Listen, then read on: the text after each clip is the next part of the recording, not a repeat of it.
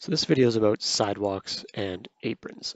So what we see here is a classic sidewalk situation at a lane. And what we have here is a lot of ice on a sidewalk. So this is October-ish thing where the daytime temperatures are warm, but nighttime temperatures get below freezing. And so what ends up happening is, as cars leave the lane and sometimes enter the lane, if it depends if there's water in the gutter or not. But as they're crossing over the sidewalk, they're dragging water with it, and the water then freezes.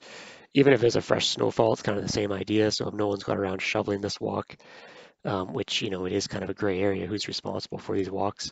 But if there's a fresh snowfall in the morning, when cars start leaving, they start packing down that snow, and it becomes quite a treacherous situation for a pedestrian. So I myself, I drive. I also walk a lot though, and I also ride my bike a lot. So I've seen this for many, many years, and it's really bothered me quite a bit.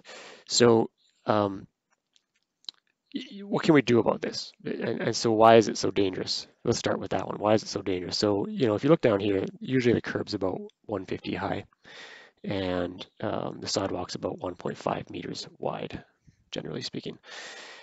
So there's a little bit of a bump right here. So, but if we just assumed it was 150 high over a 150 span, that would give you a 10% cross slope on that sidewalk.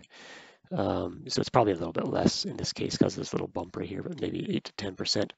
An interesting little tidbit is if you're designing a parking lot, for example, in Calgary, you can't have more than a 4% slope, but yet we're allowing 8 to 10% here.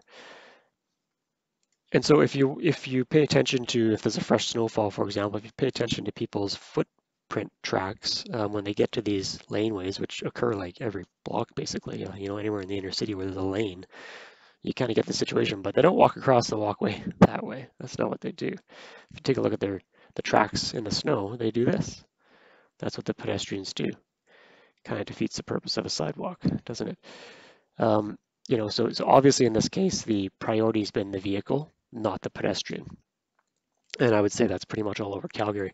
Now, I understand that, if this is a very, very high use apron, maybe to a busy parking lot for a mall or whatever, I could totally understand having this dropped curb in this scenario. But, at laneways, you're not going very fast when you're pulling in and out of here anyways. So what can we do to fix this? Well, we obviously can't do a square curb like that. That's not going to work so well for the cars.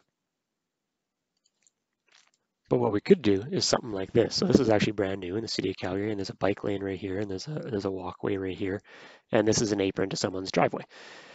So what they've done here is they've just done a rolled curb. So instead of doing a square curb, they just rolled the curb so they can get it up that 150 millimeters, and that allows a much gentler cross slope on that sidewalk. So it's obviously an awareness that, if this is a bike lane, obviously the awareness is there that you can't have too much of a cross slope, or you're totally going to wipe out on a bike pretty quick if there's any ice on there.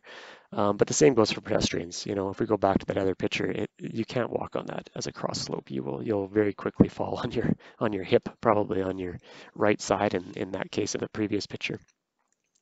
So, again, lanes, they're everywhere. A lot of them for sure, and they're not high speed, real high traffic situations. So why are we not doing the rolled curb like that at every lane in Calgary?